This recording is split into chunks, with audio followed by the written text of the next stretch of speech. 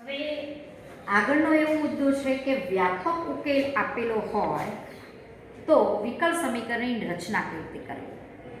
હવે ધારો કે આ એક મેં વર્તુળનું સમીકરણ લીધું છે x² + y² = r². તો આ વર્તુળનું કેન્દ્ર તો 0 0 છે, પણ ત્રિજ્યા તરીકે તમે 1 2 3 ગમે તે લઈ શકો. એટલે આ વર્તુળોની સંહતિ બતાવે છે. ધારો કે આવું ગમે તેવું કેન્દ્ર આ 1 એકમ ત્રિજ્યા વાળું, 2 એકમ 3 એકમ r બરાબર તમે 1 2 3 ગમે તેટલું લઈ શકો. તો આ જે વર્તુળોની સંહતિ દર્શાવે છે તે આને વ્યાપક ઉકેલ કહેવાય. તો આ વ્યાપક ઉકેલ કયા વિકલ સમીકરણનો છે એ આપણે શોધવું છે. તો આમાં અચળ કેટલો છે? એક r અચળ છે, બે બીજા ચલ છે. તો જેટલા અચળ હોય ને એટલી જ વખત તમે વિકલન મારી શકો. આમાં એક જ અચળ છે તો આનું એક વખત વિકલન મારું તો x² નું વિકલન 2x, y² નું વિકલન 2y dy/dx અને r અચળ છે એનું વિકલન 0. આમાંથી 2 કોમન કાઢો એ આ મારું વિકલ સમીકરણ થયું કહેવાય. હવે દાખલા તરીકે આપણે બીજું એક્ઝામ્પલ લઈએ y = mx + c. તો કોક આ રેખાનો ઢાળ m તરીકે 1 લે તો c 0 લે. એટલે ઘણા રેખાના તમે આમાંથી m ની કિંમત ધારો કે 1 લઉં c 0 લઉં. પછી કો કે m ઢાળ 2 હોય અને c મારું 3 હોય. એટલે આમાં અસંખ્ય રેખાઓ મને મળી શકે. એટલે આ વ્યાપક ઉકેલ કહેવાય. તો આમાં અચળો કેટલા છે? m અને c અચળ છે. બરોબર, બે અચળો છે, સ્વૈર અચળો છે. તો આને તમે બે વખત વિકલ મારીને જે સમીકરણ મળે એ એનો વિકલ સમીકરણનો ઉકેલ કહેવાય. આ ધારો કે આ મારો ઉકેલ છે. કયા વિકલ સમીકરણનો છે એ મારે શોધવું છે. તો જેટલા અચળ હોય ને એટલી વખત તમારે વિકલન મારવાનું રહેશે. આ વિકલ સમીકરણ શોધવાની એક મેથડ છે. તો આનું વિકલન મારો dy/dx m અચળ x નું વિકલન 1 c નું 0. પછી બીજી વખત વિકલન મારો તો આ m અચળ નું 0. તો આ વિકલ સમીકરણનો ઉકેલ આ છે એમ કહેવાય. કારણ કે ધારો કે આનું એક વખત સંકલન મારો તો x² અચળ મળે, બીજી વખત સંકલન મારો તો એના પરથી y મળે તો 2² અચળ મળે. તો જો બે કોઈ ઉકેલમાં બે અચળો હોય અને એના ઉપરથી જો વિકલ સમીકરણ શોધવું હોય તો બે વખત વિકલન મારી અને વિકલ સમીકરણ શોધાય. બીજી કન્ડિશન, જે વિકલ સમીકરણ શોધો છો એમાં જે અચળ હોય વ્યાપક ઉકેલમાં એ અચળ રહેવો ન જોઈએ. એ અચળ રહેવો ન જોઈએ. ધારો કે આ વ્યાપક ઉકેલ હતો, બરોબર. હવે એમાં એક જ અચળ હતો. આના ઉપરથી મેં વિકલ સમીકરણ આ શોધ્યું તો આમાં r અચળ રહ્યો નહીં. એ રીતે વિકલ સમીકરણ રચના કરવામાં આવે છે. અને જેટલા અચળ હોય એટલી જ વખત વિકલન મરાય. આમાં બે અચળ છે તો બે વખત મેં વિકલન મારવું જ પડે. અને જે છેલ્લું વિકલ સમીકરણ રહે એમાં આ બધે અચળ રહેવા જોઈએ નહીં. જે અચળ હોય ધારો કે અહીંયા m અને c છે તો વિકલ સમીકરણમાં m અને c રહેવા જોઈએ નહીં. એ વિકલ સમીકરણની રચનાની એક રીત છે જે તમારે 9.41 માં આ સમજાવેલું છે. એ આપણે આ ઓરલી સમજ્યા. ફરીથી એક વખત સમજો. આના ઉપરથી મારે વિકલ સમીકરણ શોધવું છે કે આ કોનો ઉકેલ છે, વ્યાપક કોનો ઉકેલ છે, આ ઉકેલ આપ્યો છે, કયા વિકલ સમીકરણ છે, વિકલ સમીકરણ શોધવું છે. તો આમાં એક જ અચળ છે તો હું એક જ વખત વિકલન મારીને અને જે વિકલ સમીકરણ મળે એમાં અચળ રહેવો જોઈએ નહીં. આ બે કન્ડિશન હોવી જોઈએ, બરાબર. આમાં બે અચળ છે તો હું બે વખત વિકલન મારી શકું. અને જે વિકલ સમીકરણ મળતું હોય એમાં આ બંને અચળ હોવા જોઈએ નહીં. ગમે તે રીતે તમારે એ રિમૂવ કરવાના. જો કોઈ રહેતા હોય તો રિમૂવ કરવાના. કોઈને આને સમીકરણ નંબર આપી અને એની કિંમત મૂકીને પણ તમે રિમૂવ કરી શકો છો. હવે આના માટે તમને એક ઉદાહરણ, ધારો કે આ દાખલો છે y = mx હોત તો એક જ અચળ છે તો હું એક જ વખત વિકલન મારી શકું. અને હજુ મારો આ જો વિકલ સમીકરણમાં આ ઉકેલ છે, કયા વિકલ સમીકરણ શોધવું છે.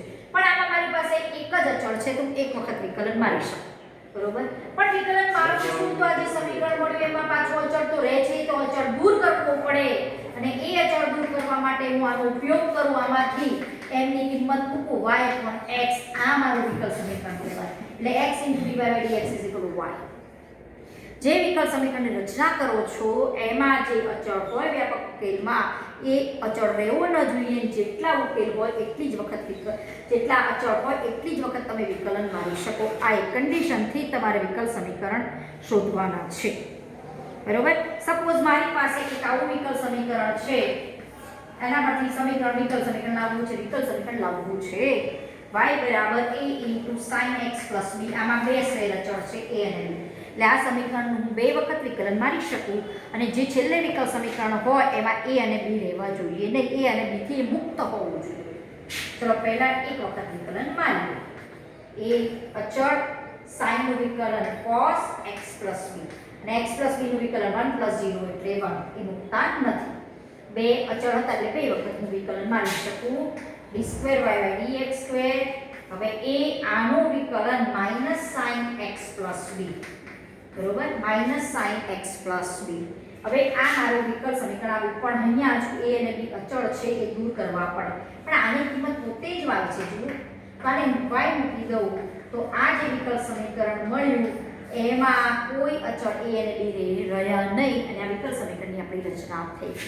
બરોબર, ગમે તેવું સમીકરણ વિકલ બનાવવું હોય વિકલ સમીકરણ, તો આપેલા ઉકેલમાંથી જેટલા સ્વૈર અચળ હોય એટલી વખત વિકલન મારવાનું અને વિકલન મારતા જે વિકલ સમીકરણ મળે એમાં સ્વૈર અચળ રહેવો જોઈએ નહીં. એક બે કન્ડિશન ખાસ ધ્યાન રાખવાની.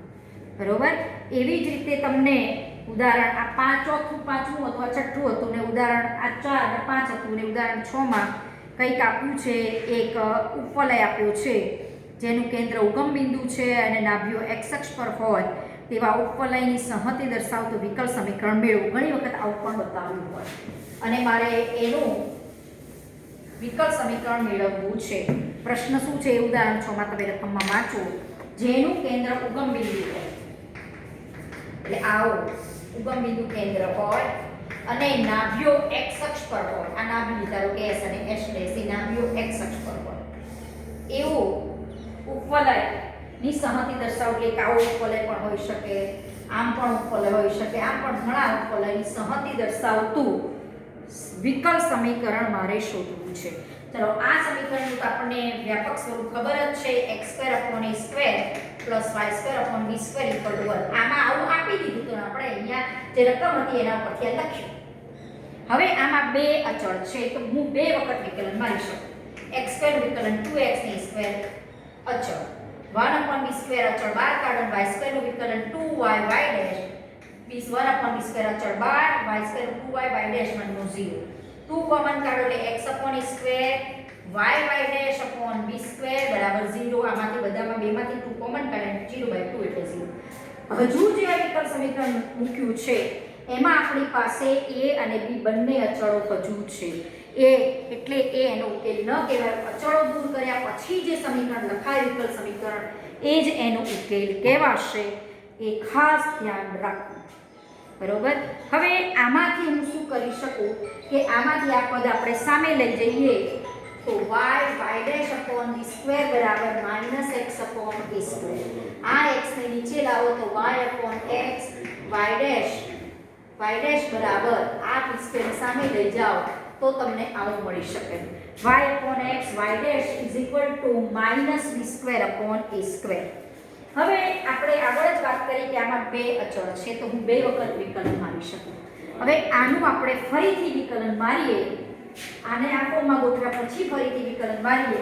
હજુ બે વખત વિકલન મારી, એક વખત વિકલન માર્યું તો તમે આવું આવ્યું. હજુ હું આનું બીજી વખત વિકલન મારું છું, આને ખાલી આ ગોઠવ્યા છે તો a અને b દૂર થતા હોય તો કરવાના, ન થતા હોય તો કોઈ સમીકરણમાંથી એની કિંમત મૂકવાની. ચલો, આનું પાછી ફરીથી વિકલન મારું તો ગુણાકારના નિયમ પ્રમાણે વિકલન મરાશે y/x ના m, y' નું વિકલન y' પ્લસ y' ના m, y/x નું વિકલન ભાગાકારના નિયમ પ્રમાણે x² x ના m, y નું y' માઈનસ y ના m x1 અને આ અચળનું વિકલન 0. હવે અહીંયા તમે જોઈ શકો છો કે તમે આટલે આવ્યા. બરોબર, y' x y' નું સ્ક્વેર ગુણાકાર કરો y y' x² બરાબર 0. હવે આ આપણો જે x² x અને x² છે તો આપણે x² લસા લઈએ તો આ x છે તો x વડે ગુણાશે આવ્યો અને આ આપણો x² તો આ બંનેની નીચે છે જ x² x² * 0. આ આપણો વિકલ સમીકરણ કહેવાશે કે જેનો ઉકેલ આ છે. બરોબર, આમાં બે અચળ હતા તો બે વખત હું વિકલન મારી શકું અને જે વિકલ સમીકરણ બન્યું એમાં એક પણ અચળ રહેવો જોઈએ નહીં. ધારો કે મેં અહીંયાથી વિકલન માર્યું હોત તો મારી પાસે અહીંયા a અને b અચળ રહે તો ફરીથી આમાંથી કોકની કિંમતને કરતા કરી અને મારે એમાંથી એ અને બી જરૂર દૂર કરવા પડે. છેલ્લા વિકલ્પ સમીકરણમાં કોઈ પણ અચળ રહેવું જોઈએ નહીં. બરોબર? હા. હવે આગળ ઉદાહરણ 7 માં પણ એવું જ છે. x અક્ષને ઉગમ બિંદુ આગળ સ્પર્શતા હોય તેવા વર્તુળોની સંહતિનું વિકલ સમીકરણ શોધો. હવે પ્રશ્ન શું છે ઉદાહરણ 7 માં તમે રકમ વાંચજો. ઉદાહરણ 7 બે જ કન્ડિશન યાદ રાખવાની. જેનો વિકલ સમીકરણ શોધવું હોય એમાં અચળ કેટલા એટલી વખત વિકલન મારવાનું અને જે વિકલ સમીકરણ છેલ્લે આવે એમાં અચળ રહેવું જોઈએ નહીં. આ બે જ વસ્તુ ખાસ ધ્યાન રાખવાની.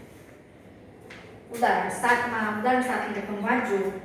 x અક્ષને ઉગમ બિંદુ આગળ સ્પર્શતા, ધારો કે આ x અક્ષ ઉગમ બિંદુ આગળ સ્પર્શતા હોય એવા વર્તુળોની સંહતિ. ધારો કે x અક્ષને આ ઉગમ બિંદુ આગળ સ્પર્શતું વર્તુળ, આ પણ એક વર્તુળ, આવી સંહતિ લો. બરોબર? આવી વર્તુળની સંહતિનું વિકલ સમીકરણ મારે શોધવું છે. તો આ જ્યારે તો આનું કેન્દ્ર અહીંયા હોય, આનું કેન્દ્ર અહીંયા હોય, આનું કેન્દ્ર y અક્ષ પર તો હોવાનું. કોઈ પણ ધારો કે વર્તુળ વિચારો તો એનું કેન્દ્ર y અક્ષ પર હોવાનું. તો આનું કેન્દ્ર 0 y લો, સપોઝ 0 y એનું કેન્દ્ર છે. કોઈ કેન્દ્ર લેવું છે તો કોઈ સંખ્યા ધારો 0 a ધારો કે આનું કેન્દ્ર છે. આ જે બધા વર્તુળો જે y અક્ષ પર છે એના કેન્દ્રો y અક્ષ પર હોવાના. 0 આવું નીચે પણ હોઈ શકે તો એ તમારું અહીંયાનું હશે, ઉપર હોય તો એ તમારું ધન હશે. આનું કેન્દ્ર આવું લઈ શકો.